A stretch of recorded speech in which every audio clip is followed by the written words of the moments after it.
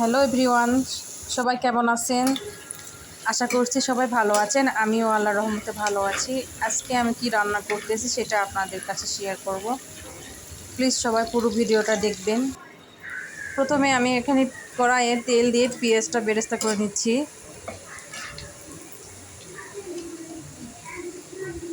পেঁয়াজটা বাদামি বর্ণ হওয়া পর্যন্ত বেরেস্তা করে নেওয়ার পর আমি এখানে কিছু পানি দিয়েছি, কারণ মশলা দিয়ে এটাকে আমি সুন্দরভাবে কষিয়ে নিব। হলুদ, মরিচ, লবণ, ধনিয়া গুঁড়ো এবং আদা রসুন বাটা সব কিছু একসাথে দিয়ে আমি সুন্দরভাবে নেড়িয়ে এটা আমি কষিয়ে নিচ্ছি।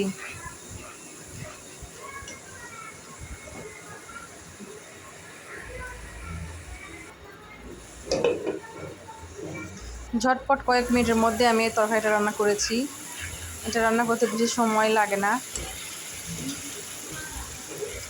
দেখতে পাচ্ছেন কষিয়ে নেওয়া হয়ে গেছে, এর উপরে তেল উঠে পড়ছে। এখন আমি এখানে 3 প্রকারের মাছ দিয়ে দিলাম। এখানে আছে বেলে মাছ, পুঁটি মাছ এবং কয়েকটা গলদা চিংড়ি। আমি সব একসাথে এভাবে কষিয়ে নিব।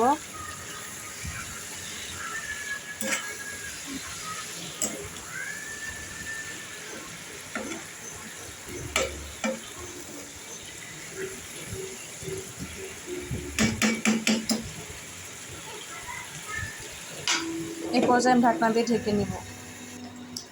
ঢাকনা দিয়ে ঢেকে দিয়েছিলাম কারণ ভালো মতো সিদ্ধ হওয়ার জন্য।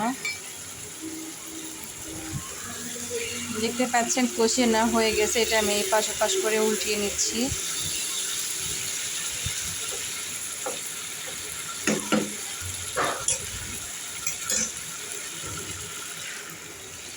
এখানে আমি কিছুটা পানি দিয়ে দিলাম, কারণ তরকারিটা একটু আমি রস রস রাখবো, এই কারণে।